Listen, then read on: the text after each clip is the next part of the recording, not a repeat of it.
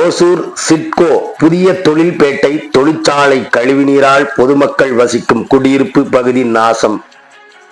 கிருஷ்ணகிரி மாவட்டம் ஓசூர் மாநகராட்சிக்கு உட்பட்ட வார்டு எண் 14 உட்பட லட்சுமி நாராயண நகர் குடியிருப்பு பகுதியில் சுமார் 500க்கும் மேற்பட்ட பொதுமக்கள் குடும்பமாக வசித்து வருகின்றார்கள். இவர்கள் குடும்பங்கள் வசித்து வருகின்ற குடியிருப்பு பகுதிகளில் அருகில் இருக்கக்கூடிய புதிய ஓசூர் சிட்கோ தொழிற்சாலைகள் சிறு குறு தொழிற்சாலைகளை நிறுவி பல உற்பத்தி பொருட்களை உருவாக்கி வருகின்றனர்.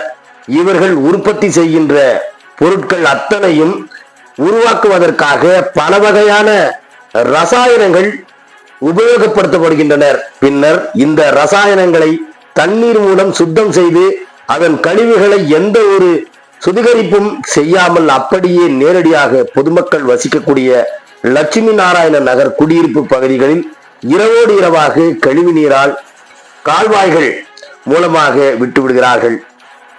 இவ்வாறாக வெளியேற்றப்படக்கூடிய கழிவு நீரால் லட்சுமி நாராயண நகர் பகுதி முழுவதும் ரசாயனம் கலந்த நீர் ஆறு போல் சாலை முழுவதும் அனைத்து பகுதிகளிலும் ஓடி அந்தந்த பகுதியை நாசம் செய்து வருகிறது.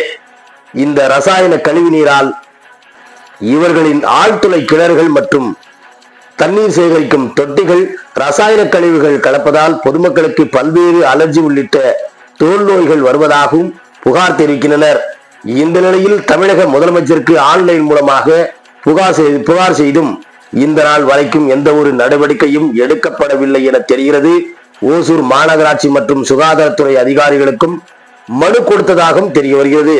இதனால் இந்த நாள் வரைக்கும் எந்த ஒரு நடவடிக்கையும் எடுக்கப்படவில்லை என தெரிய வருகிறது. இந்த நிலையில் இந்த திடீரென அந்த பகுதி மக்கள் சாலையில் ஆர்ப்பாட்டம் செய்ய முயன்றனர் என்பதும் குறிப்பிடத்தக்கது. இந்த ஆர்ப்பாட்டத்தின் போது கார்த்திக் சீனிவாசன், விஜய் பாஸ்கர், ராதாகிருஷ்ணன், சோபன் பாபு, ராமநாதன், விஜய் பாஸ்கர், நாராயணன், நரசிம்மா, சரஸ்வதி, ராஜா, லோகநாதன், நரசிம்ம சாஸ்திரி, நிர்மலா, ராணி, விஜயா, சத்யா, சாரதா, காஞ்சனா, தாமரை, புஷ்பா, மம்தா, கவிதா உள்ளிட்ட ஏராளமான லட்சுமி நாராயண நகர் குடியிருப்பு பகுதியை சேர்ந்தவர்கள் கலந்து கொண்டனர் என்பது குறிப்பிடத்தக்கது.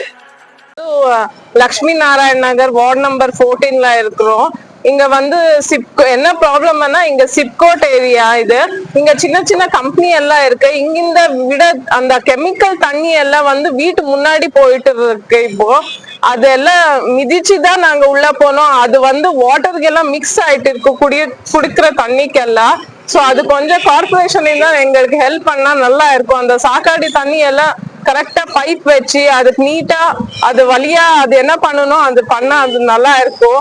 அது இல்லைன்னா அது நிறைய பசங்க எல்லாம் அது மிதிச்சு போறாங்க. அதுல இருந்தா வாட்டர் இன்ஃபெக்ஷன் நிறைய ஆயிட்டு இருக்கு. இப்ப காலரா டிசீசஸ் எல்லாம் நிறைய ஸ்ப்ரெட் ஆயிட்டு இருக்கு.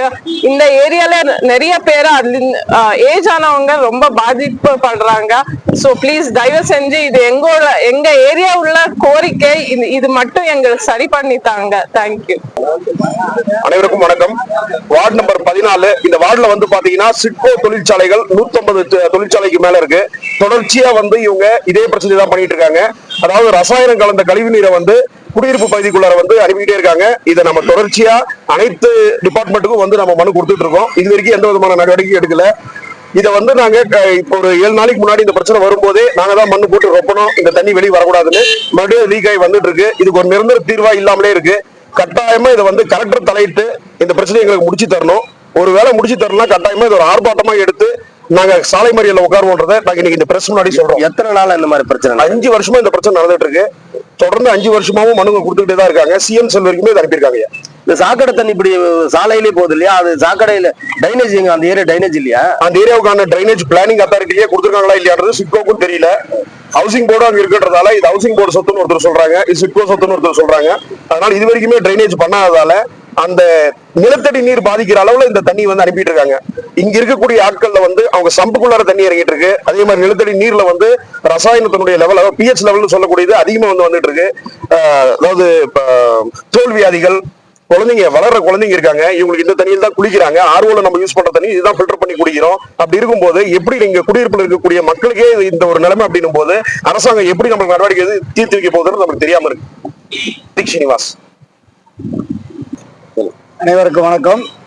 ஓசூர் கார்பரேஷனுடைய அதிகாரிகளுடைய மேலான கவனத்திற்கு இதை நாங்க சொல்றோம். இந்த லட்சுமி நாராயணா நகர் எங்க பகுதியில இந்த பக்கத்துல இருக்கக்கூடிய சிட்கோ எலக்ட்ரானிக் சிட்டி இதுல இருந்து வரக்கூடிய கழிவு நீர்கள், அந்த ரசாயன நீர் எல்லாமே சரியான கழிவுநீர் வசதி இல்லாத, ட்ரைனேஜ் வசதி இல்லாதனால பக்கத்து தெருவில் அந்த பக்கம் ஈஸ்வர் நகர் வழியாகவும் வெளியில போகுது.